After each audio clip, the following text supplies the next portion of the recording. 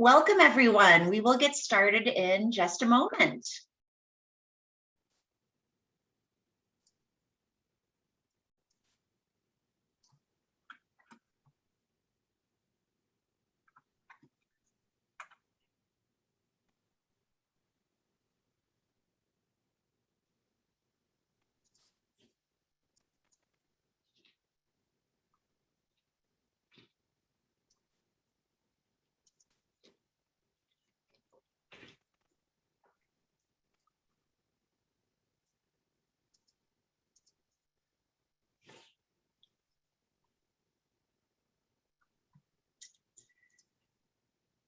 Welcome, everyone. Thank you so much for joining us for today's Lunch and Learn. In Mind and Memory, the remarkable Will of Quash, a Black man in 18th century Topsham. In the spring of 2020, while working on a genealogy project on the history of a local white family, independent researcher James Tanzer came across the digital copy of the will of a formerly enslaved Black man named Quash, who lived in Topsham, Maine during the 18th century. When he couldn't find any mention of Quash in local history books, James decided to research Quash's life himself. James Tanzer joins us today to share both his months-long project in local history and online archives, all conducted during a global pandemic, and to share the vibrant picture he pieced together of Quash, who was a well-connected, motivated, successful individual whose story had been buried. James, thank you so much for joining us today. We're really excited about this presentation. My name is Kathleen Neal. I'm the Director of Policy and Partnerships at Maine Conservation Voters and Maine Conservation Alliance. Our organizations represent more than 8,500 members and supporters dedicated to protecting Maine's environment and our democracy. MCA does that through education, collaboration, and advocacy, and MCV by influencing public policy, holding politicians accountable, and winning elections. A few technical notes for today. We'll hear from our speaker and then tackle questions in the Q&A session at the end. You don't have to wait though. You can send those questions to me through the chat whenever they occur to you, and I'll keep track of them and ask them at the end. You can message Will Sedlak if you have any technical difficulties today, and he will help sort them out. This event is being recorded, and the video will be posted on our website later this afternoon, where you can also find recordings of all of our previous Lunch and Learn programs. Thank you again for joining us, and James, I will turn it over to you. Great, thank you so much, Kathleen. Thank you, Will, as well. I'm going to take a moment and share my screen.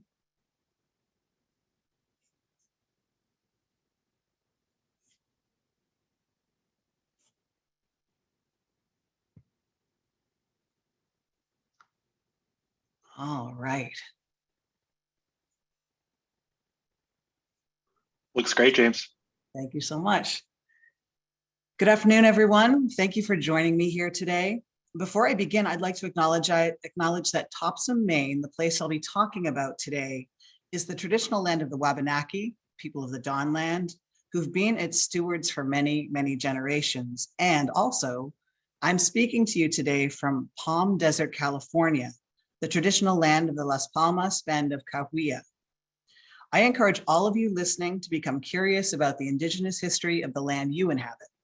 There is so much to learn. Thank you to Maine Conservation Voters for inviting me here to share my research into the life of Quash, a Black man who lived in Topsham, Maine more than 230 years ago. Research during the pandemic presents a host of challenges, including a lack of access to many traditional archival sources. Most of my research about Quash has been conducted online using digitized sources or in person, but under strict pandemic safety measures. Despite these limitations, I've been able to trace Quash through a variety of different sources from the 1760s through the 1780s, proving that the hidden lives of Black residents of Maine in the 18th century can indeed be uncovered even during a pandemic. The sources are there for the finding, though they take a great deal of work to find. This is a research project very much in progress. You will hear me say perhaps a lot today. I hope to substantiate my perhapses as pandemic restrictions change and research in different archives becomes easier. But I'm presenting what I've come to know of Quash's story today, as imperfect as my understanding is, because Quash deserves to be seen and remembered, and he deserves to be recognized as a part of the Topsham and Brunswick communities in which he lived and died. He deserves to be unhidden. Let's get started with a story of how things might have been. March 3rd, 1786 was a raw, wet, late winter day in Lincoln County, Maine. Not a day for venturing far from one's house. It rained all day. Hallowell midwife Martha Ballard wrote in her now famous diary, "I have been at home." 25 or so miles south of her, just down the Kennebec River in the town of Topsham, a man named Quash was readying to make his way out of the world. Perhaps Quash had a feeling this sickness would be his last. Lying in his feather-stuffed bed, perhaps he'd started thinking about Samuel Winchell, the man who had enslaved him, how Winchell had died suddenly 3 years before without having written a will, and how his life's possessions had been divvied up ruthlessly. Quash wasn't about to let that happen to the possessions he'd worked so hard to amass in the 5 years he'd been free. He would do with them what he, and only he, chose to do. His neighbor, Samuel Staple, had been sent to fetch the physician, Philip Hoyt, and when they arrived at his bedside, their woolen coats dripping with rain, Quash told them he was ready to make his will. When it was finished, Quash took up the pen in his weakened hand and made his mark on the paper, a broken but broad X. Then he lay back in bed. It was done, this final act of a free man. Perhaps he was relieved and thought he might rest peacefully at last. Although Quash had already lived many years before his will was written in 1786, it's through his will that I got my very first glimpse of him. I'd been researching a family in Wiscasset, paging through the digitized index of Lincoln County, Maine probate records. These records are available at familysearch.org, a digitized collection of hundreds of thousands of microfilm records compiled by the LDS Church. They are free to use, but many of the records are not searchable by name yet, so a researcher must page through the records screen by screen until they find what they're looking for. Searching the digitized index of the probate records, Quash's name caught my eye, and there it is underlined in red. I'd recently read the book Black Yankees by William Pearson. In it, Pearson discusses enslaved people's names in the 17th and 18th century in New England. Often names were imposed on the enslaved by their enslavers, but sometimes enslaved people retained their birth names. In the Akan family of languages, from the Gold Coast of Africa, Kwasi or Kwesi is a name given to a boy born on a Sunday. Quash or Quashi was the attempted transliteration of this name into English. I wondered if I was looking at an entry referencing the will of a formerly enslaved person in Maine. When I looked up the will in the digitized probate record book, I was amazed. I'm going to read you the will that I found there, which is the closest thing that we have to Quash's own words. In the name of God, amen. I, Quash Winchell of Topsham, in the county of Lincoln, laborer, being sick and weak in bodily health, but perfect in mind and memory, thanks be to God for the same, calling to mind the uncertainty of life and the certainty of death, do make and ordain this my last will and testament, recommending my soul unto the hands of God who gave it, and my body to the earth, to be decently buried according to the discretion of my executor, whom I shall hereafter appoint.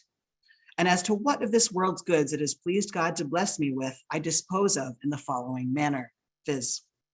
Imprimis, I give and bequeath to my benevolent friends, Silence Purrington, Sarah Hunter, Mary Given, Anne Winchell, and Hannah Winchell, all and singular, the goods and chattels to me in any manner belonging, being at present 1 horse and tackling, 2 cows, and 1 3-year-old heifer with 20 sheep, allowing the said Hannah 1/3 more than either of the others, and then an equal division among them with a certain number of notes of hand, some payable in my name, and some in my late master's Samuel Winchell's, deceased, being given to me when I was a slave.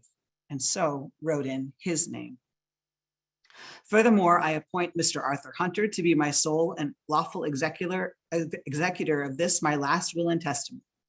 In witness whereof, I've hereunto put my hand and seal the 3rd day of March, AD 1786. Quash Winchell, his mark. Quash's will is a treasure trove of information about him and his relationship to the family that enslaved him in Topsham, the Winchells. It's one of the most important documents about him or about any formerly enslaved Black Mainer that survives. Once I had the name of Quash's enslaver, Samuel Winchell, and the place he lived, Topsham, I imagined it would be easy enough to search the internet to find out more about Quash. I was wrong. There was ample information from many different sources on the Winchells, but only 2 references to Quash. One tantalizing clue in the Wheelers' History of Brunswick, Topsham, and Harpswell hinted that more information was available. And here's an excerpt from that book. This is a reference to a census made in 1765 of the inhabitants of Topsham. Out of a population of 327, and here it says exclusive of Indians, there is 1 Negro. This single mention of a Black person in Topsham in 1765 convinced me there was more about Quash to uncover in the 18th century records. I decided it was time to learn more about Topsham and the Winchells, to follow this family through time and hopefully find Quash there. Samuel Winchell was born in 1711 in Windsor, Connecticut, and made his way to Maine by the 1730s. He settled in Merricaneag Neck, just south of Brunswick town. This place is now part of Harpswell. Around 1738, he married Sarah McNess, and in 1740, their son John was born. 5 more children quickly followed: Martha, Silence, Samuel, James, and Ebenezer. In November 1750, Winchell made a land purchase from Isaac Royal Jr. that changed his fortunes for the next several decades of his life.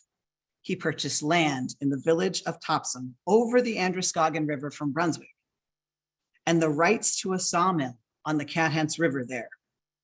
Winchell's stake in the sawmill and the profits from the large quantities of lumber it produced eventually made him one of the wealthiest men in Topsham. You can see Samuel Winchell's name on the house lot there, it's underlined, and the Cathants sawmill is circled. In Topsham, the Winchell family continued to grow with the births of Sarah, Mary, Anne, and Hannah. And if several of those names sound familiar, it's because we've already encountered them in Quash's will. And as you can see, all the benevolent friends that were named in Quash's will were in fact daughters of Samuel Winchell, but in the will, their married names are used. Keep that in mind as we move forward with Quash's story. I've not been able to ascertain how Quash came to Maine or who sold him to Samuel Winchell, though it's my belief that Quash arrived in Topsham sometime in the 1750s. As I mentioned earlier, Quash's name suggests that he had close ties to Africa, although it's not possible to say at this time whether he was born there. In 18th century Maine, it was not difficult for a person of some means or access to credit to purchase an enslaved Black person. It's been documented that merchants who traded in the West Indies regularly brought enslaved people from the sugar plantations there to sell in Maine. Slavery was most widespread among coastal Maine communities in the 1700s, but it was found inland as well. However he got to Maine, the earliest documented proof I found of Quash in Topsham is in 1763, when he features in a very dramatic set of events. Everything I'm about to tell you comes from the court records of Lincoln County, Maine, and the Superior Court records of Maine, which are held in Massachusetts because Maine was part of Massachusetts until 1820, which we all know. Both sets of records are free to access online at familysearch.org.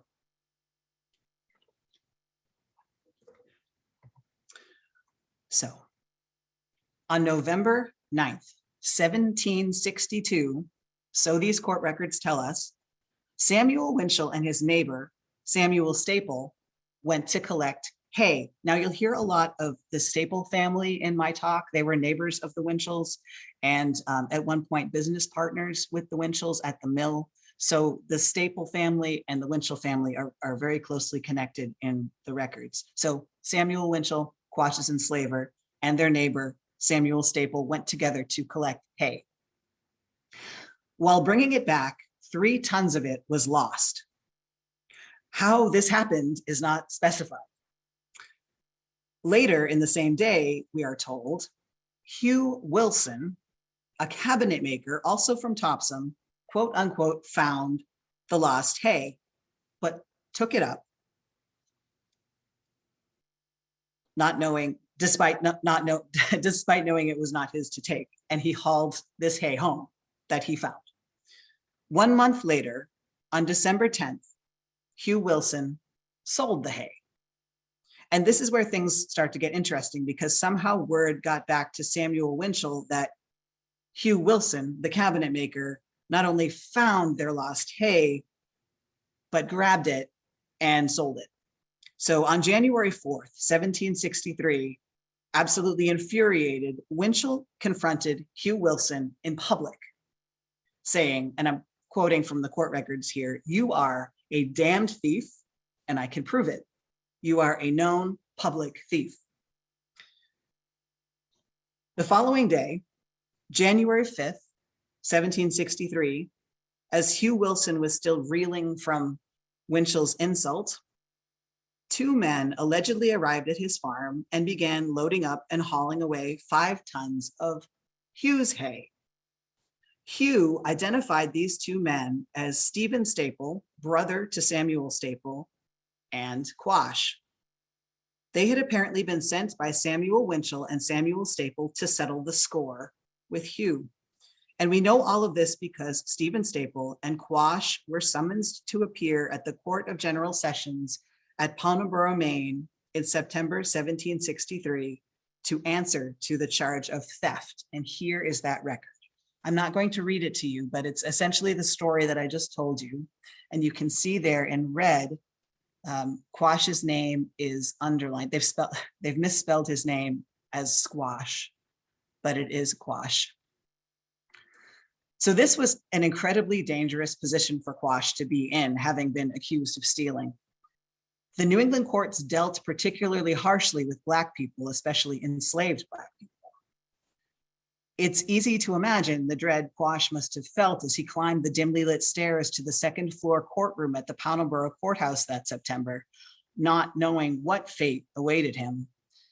In the end, Quash and Stephen Staple were both released by the court, but this incident shows how impulsive a man Samuel Winchell was and how angry he could become, so angry as to be completely careless with Quash's life in order to exact petty revenge on cabinet maker Hugh Wilson.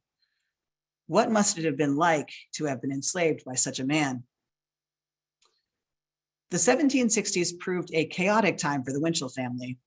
While the lumber business boomed and the family grew wealthier, cracks were beginning to show at the personal level. There was the court battle with Hugh Wilson, I just mentioned, which actually went on for years. And then in June 1767, Winchell daughter Martha was accused of the crime of fornication, and she was summoned to appear in court at Pownalborough. Her father, Samuel Winchell, attended court on her behalf and paid the prescribed fine before her case was even heard, sparing her and the family a humiliating trial. Not long after, in 1769, newly married Winchell's son, John, who had a habit of purchasing imported finery and large quantities of alcohol on credit and not repaying what was due, was taken all the way to the Superior Court by Brunswick merchant Benjamin Stone in an embarrassing debt trial. Debt would haunt John for the entirety of his adult life. It's difficult to say how much Quash knew about these issues within the Winchell family. Enslaved people in 18th century New England commonly shared quarters with their enslavers and often worked beside them. Quash would have had ample opportunity to work in close contact with the Winchells at their sawmill, as well as on the Winchell farm and land. Quash may have even taken meals with the Winchells, and so may have been privy to private talk between family members in shared spaces. However, it's made clear in the documents that for some of the Winchells, Quash was very much viewed as other, residing with them and working with them, but not part of the family. Tax records from Topsham held at the Bejepscot History Center in Brunswick speak to this othering of Quash. John Winchell, son of Samuel, was one of the men in charge of carrying out the tax valuation for the town in 1774. He had very distinctive handwriting, and I believe these 3 valuation documents were all written by him. In these 3 records, Quash is referred to as Negro, Samuel Winchell's Negro, and finally as Winchell's Negro, alongside other taxable property like ships and livestock. Quash, whom John Winchell had known personally for more than a decade by this time, was reduced to a piece of nameless taxable property by John's notations. However, Quash appears to have had the last word in this relationship. As you will recall, John was pointedly left out of Quash's will in favor of his 5 sisters. By the late 1770s, New England was deep in the throes of the American Revolution, and the Massachusetts province of Maine was suffering economic hardship because of it. With British ships haunting the coastal waters, lumber exports fell, mills grew silent, and imported food and supplies began to dry up. Massachusetts required muster quotas from Maine counties, removing able-bodied men from their fields, mills, and workshops. We can see the labor shortages of 1779 begin to play out in Quash's life directly in another remarkable surviving document. After Quash died, the probate court ordered that an inventory be taken of his possessions so that the heirs he named in his will could receive the property he intended them to have. This inventory still exists, and it can be found in the same Lincoln County probate records that contain his will. As Quash mentioned in his will, among his possessions were several quote unquote notes of hand, which were written agreements to furnish payment on request for services rendered, for example, for labor. In essence, these were IOUs. His inventory shows 6 notes of hand for 1779 when labor in Lincoln County was in very short supply. According to the notes of hand, Quash appears to have worked for several neighbors in Topsham in 1779, largely during the critical spring planting season when extra labor was especially needed. And again, we see the familiar names of Samuel and Stephen Staple, for example. But the name Anthony Griffin stands out. And there he is in the records there. He was not from Topsham, and his inclusion in these notes of hand gives us a glimpse into Quash's connections beyond the small community on the Cathants River. Anthony Griffin was a free Black man who had moved to the province of Maine with his family from Scituate, Massachusetts. In 1778, now a widower, he married Jane Freeman, herself a widow with grown children. Over the course of the next century and beyond, this free Black family would grow and thrive in East Brunswick, which was just a short paddle across the Androscoggin River from Topsham. In February 1779, when Quash worked for Anthony Griffin, he might have even been able to walk across to Brunswick on the ice. What must it have been like for Quash to spend time working alongside a free Black family, far away from the Winchells? Like him, several of the members of the Griffin-Freeman family had also been enslaved and would have been able to empathize with Quash's situation. They could also have provided him with hope and encouragement that freedom was attainable. Perhaps Quash counted them among his friends, sharing laughter and trading stories with them while they labored together. We know the Griffins maintained a connection with Quash. 6 years later, Jane Griffin's adult son, Peter Freeman, also hired Quash to work for him, but by that time, Quash himself was a free man. In 1781, It's clear from the Topsham tax records that Quash's status in the Winchell household had changed. Massachusetts required all free males above 16 years of age to be assessed a poll or head tax. In May 1781, the Topsham tax valuation shows Samuel Winchell was responsible for paying the poll tax for 2 free males over the age of 16 in his household. In fact, it looks as if the number has been amended by the assessor from 1 to 2, as if this was a new situation for Samuel Winchell. Since Samuel's son John is listed in the same record as the head of his own household, and the Winchells had no other living sons by that point, it seems likely this second free male was Quash. So Quash was a free man, yet still living in the household of Samuel Winchell in May 1781, and Winchell was still responsible for paying Quash's poll tax. In a second valuation dated November 1781, so this is just 6 months later, just half a year later, a remarkable change can be seen. Samuel Winchell reported only 1 poll in his household, which was himself. And down at the very bottom of the page, we find Quash on his own, and I've underlined his name in red. Listed by name, assessed at 1 poll. He was no longer tied to the Winchell household except by surname. What happened in the 6 months between May and November to precipitate this change? The answer, I believe, is found in the Topsham town records. Samuel Winchell approached the town in 1781 to be cleared of his tax responsibility for the year. In July, the town refused his request. So perhaps Winchell took it upon himself to lighten his tax burden by removing Quash from his household. And at face value, this seems to be good news for Quash. However, a closer look at the entire tax valuation from November 1781 shows how Samuel Winchell's decision might have affected Quash negatively. And there's Quash down at the very bottom. According to the records, Quash had no land, no crops, no livestock, and it was nearly winter, being November. Still, he was expected to produce his tax payment for the year, and how he managed to fulfill this obligation is not known. From a different set of Topsham tax valuation records, we learn that another free Black family, headed by Philip Wilson of Brunswick, had settled in Topsham by November 1781 between the Cathans and Androscoggin rivers.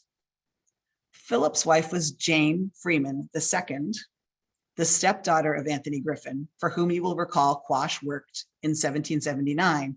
You can see the proximity of the Wilson, Freeman, and Griffin families on the map, as well as their proximity to the Winchell homestead. Perhaps Philip Wilson and his wife offered advice or hospitality to Quash during that long winter of 1782 as Quash began to make his way on his own as a free man. Perhaps the connections established between the Wilsons, the Griffins, and the Freemans and Quash meant that during that winter, Quash was lifted up and supported by the local Black community. And though that first winter was almost certainly difficult for Quash, perhaps it was also filled with the joy of freedom and the warm fellowship of his friends. And there you can see Philip Wilson highlighted at the bottom of that particular tax record.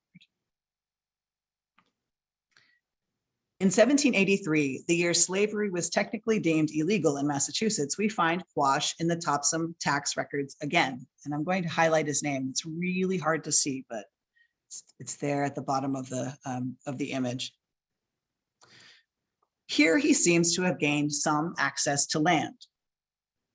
He's recorded as having livestock, 1 cow, 7 sheep, as well as the ability to produce 20 bushels of corn or grain a year, an impressive increase in his fortunes over the course of just 2 years.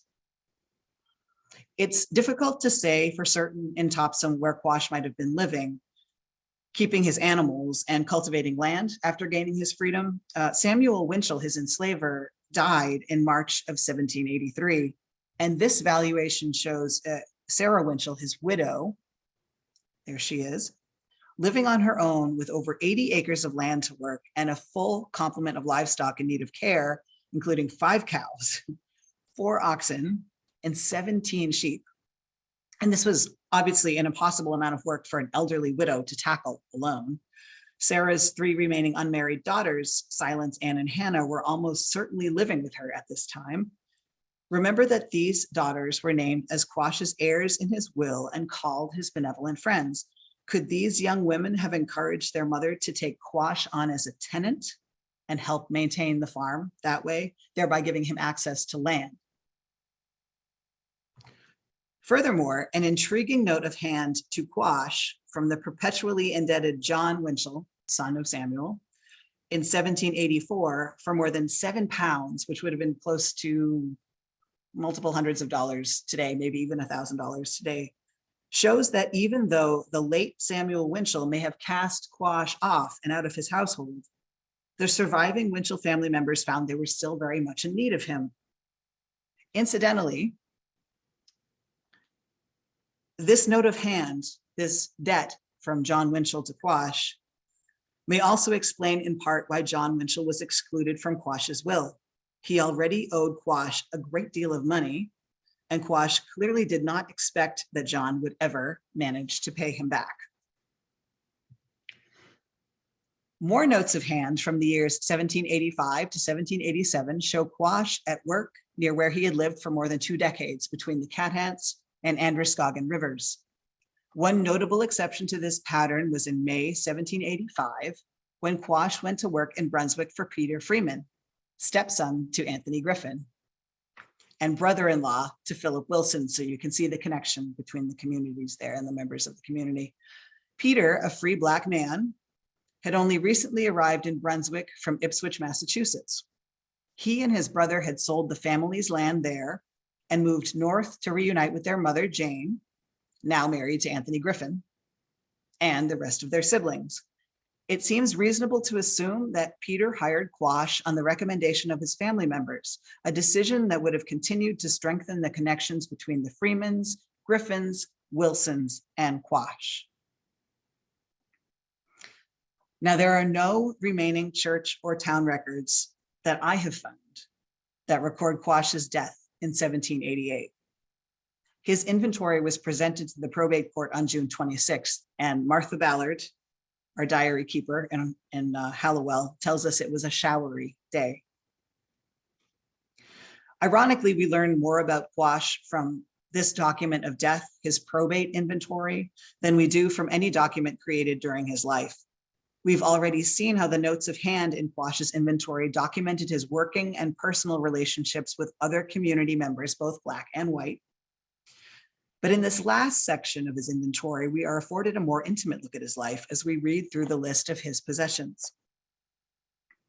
And on the right, you can see I've transcribed the inventory, which is in the image on the left. So here are the possessions of a man who owns livestock and earns a living from raising them.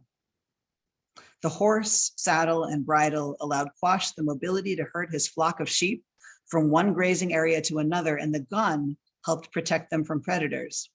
Quash's horse would have significantly increased the ease by which he could tend his flock. Quash was also keeping stores of agricultural products either in or near his living quarters. Corn is listed, and 16 pounds of wool. These products may have been used by Quash to barter for goods with his neighbors or to purchase needed items from local merchants. Quash owned a feather bed and bedding to go with it, presumably linens and blankets. Now, feather beds in the 18th century were unlike our light, fluffy feather beds of today. Quash's heavy feather bed would have been tightly packed with feathers and would have been especially warm for our Maine winters. Although Quash's clothes are described as old, they were apparently worth a significant amount of money, £5. This is nearly the same amount of money Samuel Winchell's clothing appraised for in his probate inventory 5 years before. We can venture a guess as to what kinds of clothes Quash wore by turning our attention to several other items in Quash's inventory. Now, this 18th century painting of a young Black man comes from a larger English painting by an unknown artist of a white aristocrat hunting with his servant. And this detail is of his servant. Though Quash's old clothes almost certainly were not of this particular quality, some items of 18th century clothing were fairly universal to all classes. So the pair of silver buckles noted in Quash's inventory were most likely shoe buckles and would have been used for cinching the leather strap of the shoe tight across the top of Quash's foot. That they were silver and not some other base metal is intriguing. The pair of stone sleeve buttons would have functioned very much like modern cufflinks, holding the open sides of Quash's shirt sleeves closed. Perhaps the stone would have been some sort of inset semi-precious gem like jasper or garnet. And the pair of silver knee buckles, there they are, would have secured the hem of Quash's breeches underneath his knee. Again, it's interesting that they were made from silver. So from these three items, we are able to surmise that Quash may have worn shoes with buckles, a long-sleeved shirt that required fastening at the wrists, and breeches that came to the knee. Other precious items stand out in Quash's inventory as well. There's a silver brooch, 2 gold rings, and possibly a pearl or peril, as it seems to have been written. Did Quash regularly or ever wear these fine accessories, or were they beloved keepsakes, never to be used? Were they gifts from the Winchell daughters?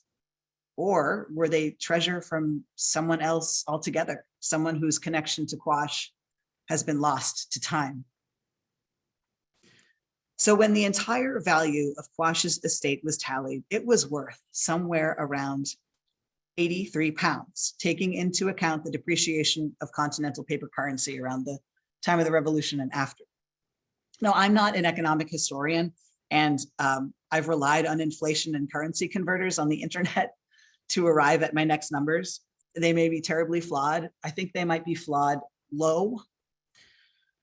So I think I may be lowballing this number, but from my imperfect calculations, Quash's estate may have been worth the equivalent of $10,000 today, which is obviously an extraordinary legacy for a man who, when freed 7 years before, owned neither land nor property. Quash was the absolute epitome of a self-made man in the 18th century, or really in any century. But today, it's hard to find evidence of Quash's life on the landscape of Topsham. Because he requested in his will to be decently buried, it seems likely that he rests somewhere in the First Parish Cemetery in Topsham, where Samuel and Sarah Winchell and many of their children lie. But I have not found any record of his grave or a gravestone. It's possible to visit the site of the former Cat Hant sawmill and even enjoy a picnic there at the head of Tide Park on the Cat Hants Road in Topsham. And while you're doing that, you can look up towards the former site of the Winchell's homestead.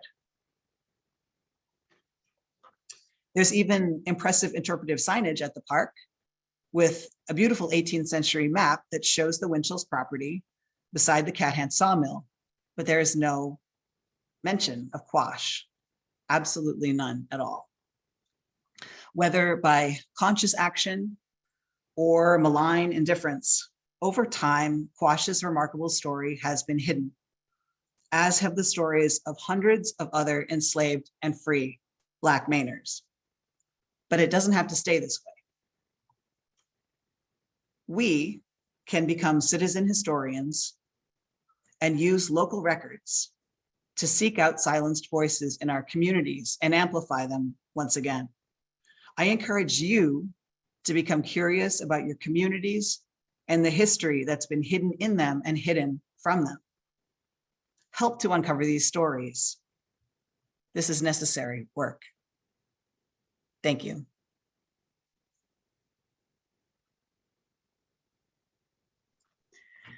James, thank you. What a fascinating story. And I've got to tell you exactly what I needed today. I just am completely inspired and uplifted by all of the work you've done and your generosity in sharing it with us. I love your encouragement for all of us to become citizen historians, and want everybody to know that in the follow-up email that goes out later this afternoon, we'll include these tips that James offered for how to get started. And don't worry, I'm going to ask him a few more questions about that too, to walk us through this. But you will get links to some of these ideas about how you can get started on your citizen history project.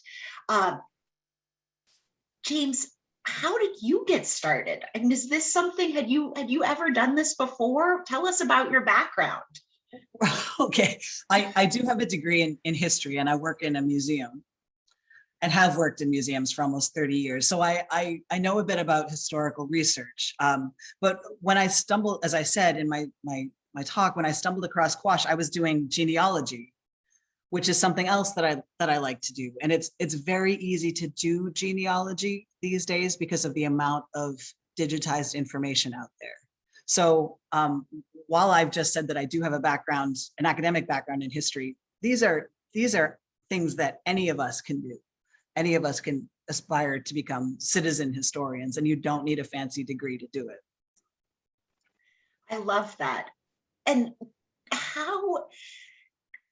what tell us about your process. I mean, how did one piece lead to another? How much time did you spend on all of this? Paint the picture of how you got to this point and put this amazing story together. Right. So it's taken at this point almost more than a year, so maybe a year and a half. And I guess I was sort of, when I moved, I'm originally from Massachusetts, and when I moved to Maine, I was sort of shocked by what I felt was kind of like a lack of tangible and reachable Black history here. And so when I found this one piece of information about Quash, I was surprised, first of all, and then I was intrigued. And once I sort of dug my hooks in and realized that nobody had done any work on Quash, and that from what I could see, the sources were there, but kind of hard to tease out. I couldn't, Quash got into my head, and I couldn't leave the stones unturned. Like I couldn't leave him hidden anymore. I felt now that I had found his name, that I was responsible now for moving the sort of the blockages away, for unhiding him, because he existed and he lived here in Topsham, and he had a story. And if I could sort of gently sort of brush the rocks and sand away, then I was going to do that. And I didn't want to stop until I had. It's so beautiful. I love that that imagery of just clearing things away and excavating this story that is there, and right. a very real person. Exactly. Are you done? No. Do you have questions still outstanding that you can't, stones that you can't stop trying to turn over? It's true. I'm on vacation, as I think you mentioned in the beginning of this talk, in California right now. And when I was on the airplane coming here, one of the fabulous researchers at the Jebsgett History Center, Judy Stoy, who is transcribing an 18th century account book in Brunswick for a cabinet maker, got in touch with me and said that she had found a reference to Quash in this account book in Brunswick. So I lost it. I was really excited about that, because that adds another layer of information to us about Quash and the people that he was connected to in the local community. So just when I think I've sort of like wrung everything out of the sources that are nearby me, he shows up again. And he's there. All of these marginalized people are there. We just have to find them. We just have to move the clouds away, the dust away, the rocks away, and sort of let their stories rise. again. Do you have plans for, I mean, this is just such a beautiful presentation and you've done such an incredible job of walking us through. Is there a book in the works or an exhibit in the works, or tell us, what's next? I mean, I hope so. Quash is such a fascinating person. I would love it if school children in Topsham grow up learning about Quash. I would love it if he was an essential part of their history, of something that they can recognize as part of their history. I would love it if he was permanently unhidden and a part of our discussion and our conversation about Topsham and local history and Maine history forever. That is my goal. Yeah, we'll see what form that takes. We'll see what happens. And what other stories get added to it, right? Because exactly. As you said, Quash isn't the only person whose story has been covered up. Thank you. I clearly jumped right into the process and your work, but we've got a bunch of questions about Quash too. So okay. Let me see what we can we get through here. Have you found, so it doesn't seem like Quash ever married or had children. Is that right? As far as I can tell, that is my interpretation as well. So does that mean you didn't find any evidence of any of his descendants continuing to live in the area? I mean, how cool would that be if we could track down Quash's relatives? That would be so great. Yeah, as you say, I haven't been able to find any evidence that he married or had children. It's a unique situation in Topsham. They sort of flip-flopped between ministers for many years. They started to build a church building and then didn't exactly finish it. So the records that survive of the Topsham church literally start in 1789, 1 year after Quash has expired. So as I say, I haven't found any record of him marrying, having children, but that doesn't mean that didn't happen at some point. And maybe I will find them. I would love to find his descendants today and be able to share the story that I've uncovered with them. And the other families too, right? So the Freemans, the Griffins, the Wilsons, like that sort of those other circles. Yes. Are those names? I don't know Topsham history well enough. Are those names that jump out to folks who live in Topsham, or? They should be Brunswick as well. There's a great book that you can get called Maine's Visible Black History. And a lot of researchers have done a lot of work on, especially the Griffins, especially the Freemans. There's a wonderful article by Bruno Giles about the Freemans who came from Ipswich to Maine. Not as much work done on the Wilson family, but these are 3 free Black families that are currently being researched and have been researched. So there is a bit more information about them. The Griffins, that's also a family that folks may recognize if they know the terrible story of what happened at Malaga Island.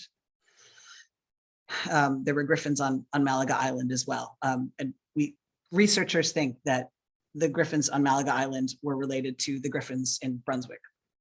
Gotcha. Thank you. So in Quash's will, it doesn't mention a house or a structure of any kind, right? Does not, no. So what do you infer from that? Right. My best guess right now is that he was, as I said in my presentation, sort of a tenant farmer on the Winchell's land, living somewhere there and helping to take care of their gigantic amount of animals. And also because he did that, was given rights to part of their land to take care of his own animals. That's my best guess. I did look in land records to see if he'd conducted any kind of business transactions and gotten a small piece of land. I haven't found that yet. So this is my best assumption right now, that he was a tenant, probably for the Winchells, maybe on someone else's land. He's clearly very good at animal husbandry. So people might have been like, oh, we would love to hire Quash to work on our farm, and in exchange we would give him land to live on and work because he's so good at what he does. So that's my best guess until I have more information. And if that's true, right, that he was well known for this skill, it feels even more surprising that his story wouldn't be better known. It is shocking. It is shocking that his story is not known. The detail that he has a horse is particularly interesting to me. Not a lot of people in Topsham at that time had horses. It was very much a I don't want to say an object of prestige, but it was a very specialized tool, like almost like a fancy tractor today, or people instead of having their own horses would rent horses to go different places. So having your own horse that helped you do your job as a farmer was very much, like I say, like having like the cream of the crop tractor. So Quash had really good equipment to do what he did, and he might have even been known as that guy being one of the only 3 people in town who has the horse. He definitely would have stood out in lots of different ways for his skill. And if he'd been there since the 1750s, he would have been, just sort of a member of the community that people would have known for a very long time. So connecting all of those dots, we have to ask the question, is the fact that we don't know more about Quash, or we didn't until your work, it feels like there must have been some intention involved in that. Am I reading too much into history? It does, doesn't it? I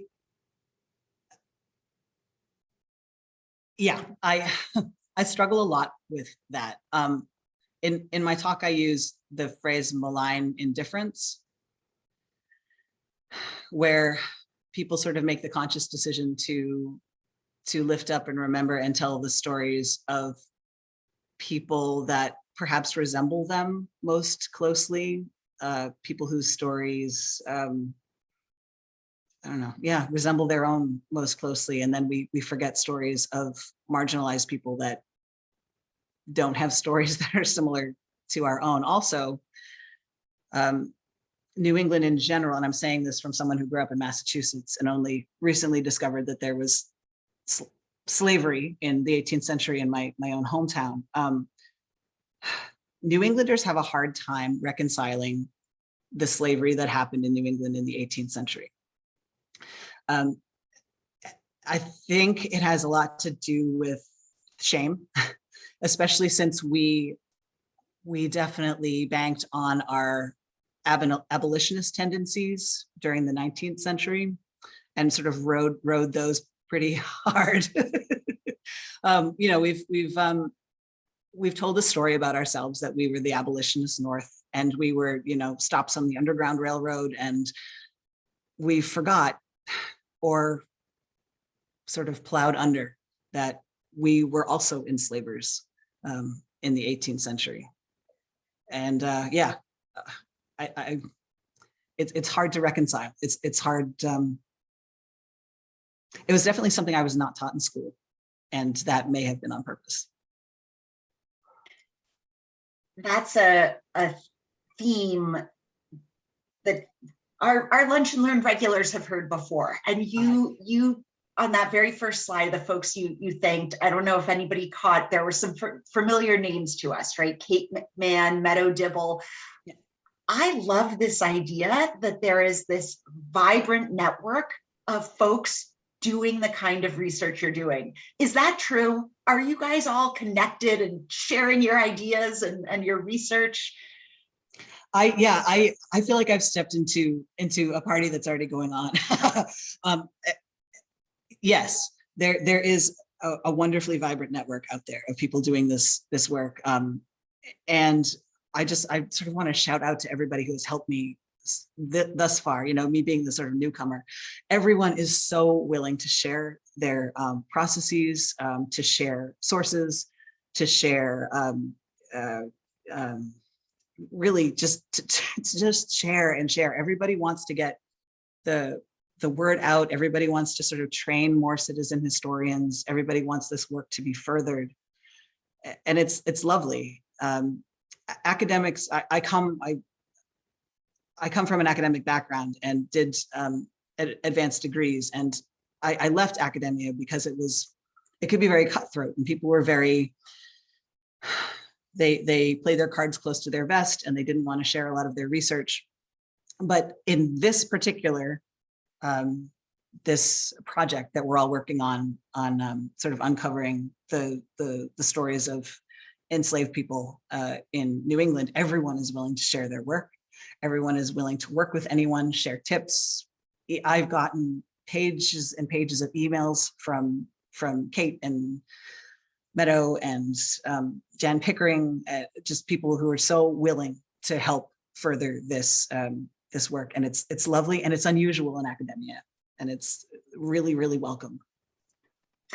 It makes me so happy, James. I love the image of you all connecting and sharing that research. And as you said, it's a kind of history that feels a lot more subversive and exciting than the way I learned it in school. I also think it's so exciting because I'm hearing a little bit of that invitation that not only is this something that that each of us could tackle in our own towns and our own histories, but that we have folks like you to guide us if we get stuck. Is that fair? Can we reach out and say, James, what does this mean? I would love that. I would love that. Yes, that would be fantastic.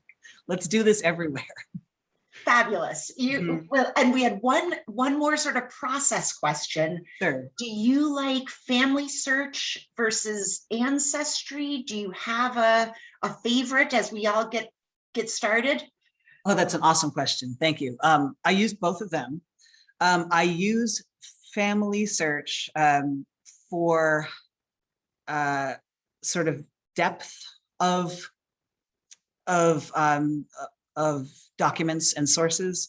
They have a lot more digitized on family search, but like I said in the beginning of the presentation, it's almost like, for those of you who remember the good old days of microfilms, where you have to page through page by page by page in a source because it hasn't been indexed, just because there's so much digitized. So you have to kind of know what you're looking for in a source, and then you have to have the time to go through page by page. But that's how I found Quash's will, and that's how I found his probate record in family search.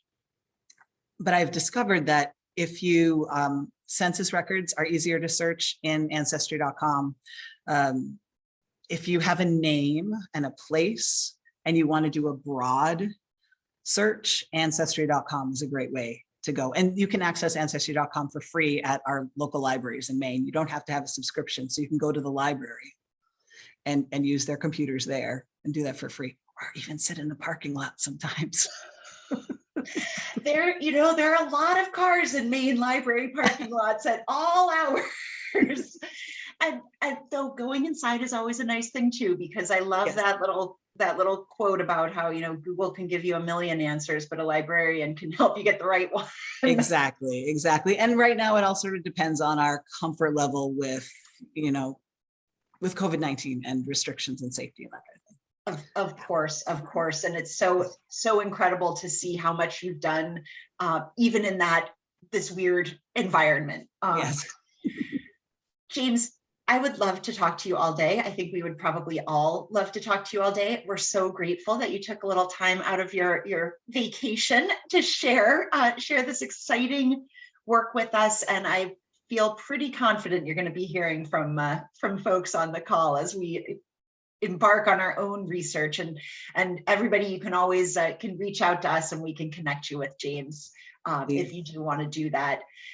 You'll get that follow-up email this afternoon with a few links and tips about how to get started on your own citizen history project.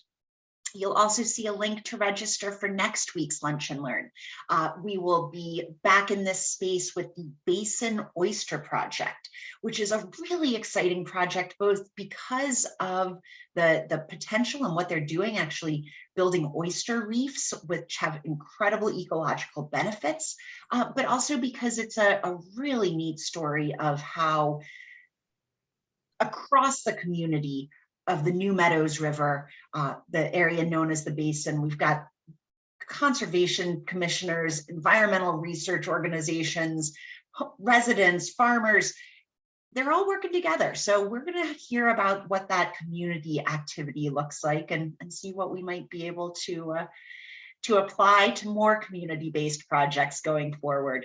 I hope you'll all join us then. I'm so grateful that you were with us today. James, a million thanks, and have a great weekend, everybody.